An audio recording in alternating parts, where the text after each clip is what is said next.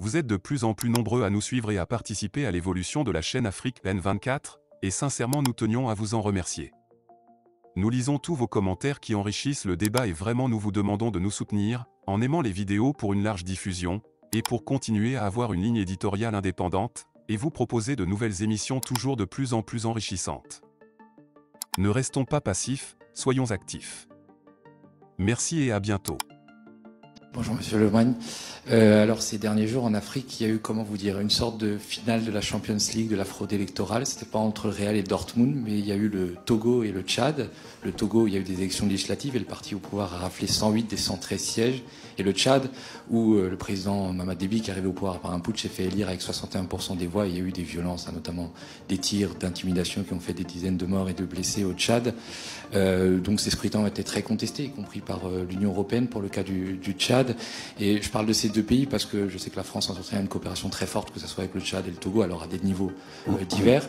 J'ai pas vu, sauf erreur de ma part, de réaction de la part de la France. Quelle appréciation faites-vous de ces processus électoraux et des fraudes électorales qui ont été dénoncées? Est-ce que la France va continuer sa coopération avec le régime togolais et le régime tchadien? Voilà. Merci beaucoup. Merci pour votre question. Vous me permettrez de la subdiviser en deux en vous répondant d'abord sur le Togo, puisqu'effectivement il y a une situation que nous suivons avec beaucoup d'attention, effectivement suite à divers éléments que vous avez rappelés, et nous avons appelé l'ensemble des acteurs politiques à avoir un dialogue politique transparent, inclusif et apaisé afin de remettre le Togo sur un système clair en tout cas.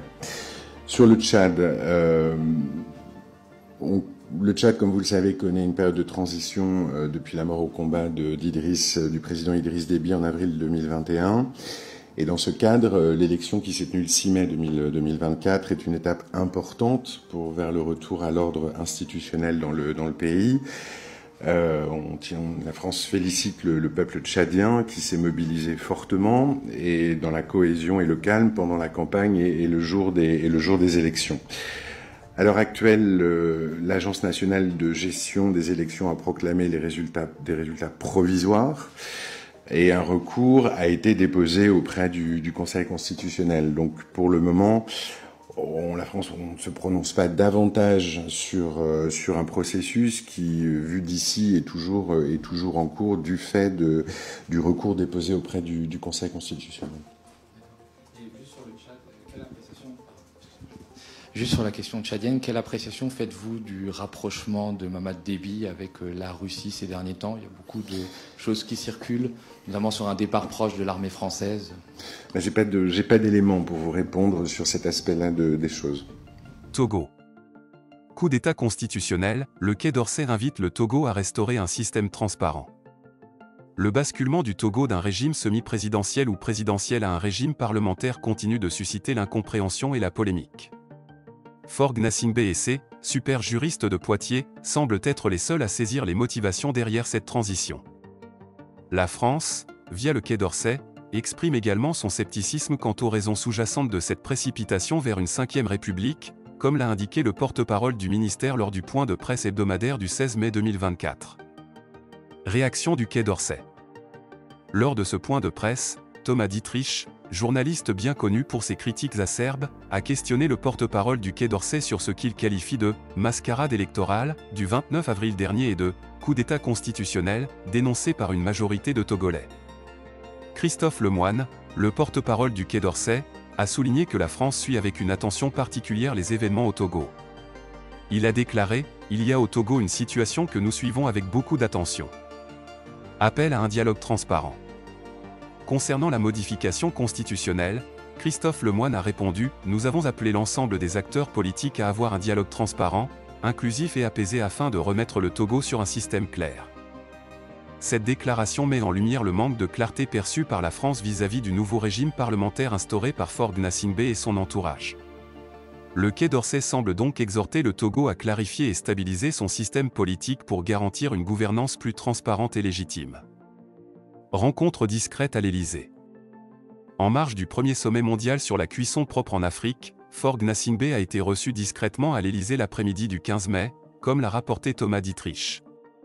Cette rencontre intervient quelques jours après l'annulation des élections présidentielles et les controverses entourant les élections législatives au Togo. Officiellement, Gnassingbé faisait partie d'une délégation de chefs d'État participant à un sommet sur la « cuisine propre » à l'UNESCO. Cependant, plusieurs sources indiquent que le président togolais a eu un tête-à-tête discret avec Emmanuel Macron. Cet entretien bilatéral, non inscrit à l'agenda officiel de l'Élysée, n'a été commenté ni par les autorités françaises ni par les autorités togolaises. La proximité de Faure Gnassingbé avec Paris. Malgré les tensions et les critiques, Faure Gnassingbé maintient des relations étroites avec la France. Ce rapprochement avec Paris, bien que discret, souligne l'importance des liens diplomatiques entre les deux nations. L'Élysée n'a pas encore répondu aux questions soulevées par cette rencontre impromptue, laissant planer le mystère sur la nature des discussions qui ont eu lieu. Conséquences et perspectives. Les répercussions de cette transition vers un régime parlementaire sont multiples. Sur le plan interne, le manque de légitimité des nouveaux députés et les accusations de fraude électorale alimentent la méfiance et la colère parmi la population. Sur le plan international, la France et d'autres observateurs étrangers appellent à une clarification et à une normalisation du système politique togolais. Le dialogue inclusif et apaisé recommandé par le Quai d'Orsay sera crucial pour apaiser les tensions et restaurer la confiance dans les institutions togolaises. Conclusion. La situation au Togo reste complexe et tendue. Le basculement vers un régime parlementaire, perçu comme un coup d'État constitutionnel par beaucoup, soulève de nombreuses questions sur la direction que prend le pays sous la présidence de Faure Gnassingbé. La réaction du Quai d'Orsay et la rencontre discrète avec Emmanuel Macron mettent en lumière les enjeux diplomatiques et la nécessité pour le Togo de clarifier et de stabiliser son système politique pour un avenir plus transparent et démocratique. Likez la vidéo si ce n'est pas déjà fait. Laissez aussi votre point de vue en commentaire. Abonnez-vous et cliquez aussi sur la petite cloche de notification pour ne rien rater de nos prochaines vidéos. N'oubliez pas de partager aussi la vidéo et de la liker.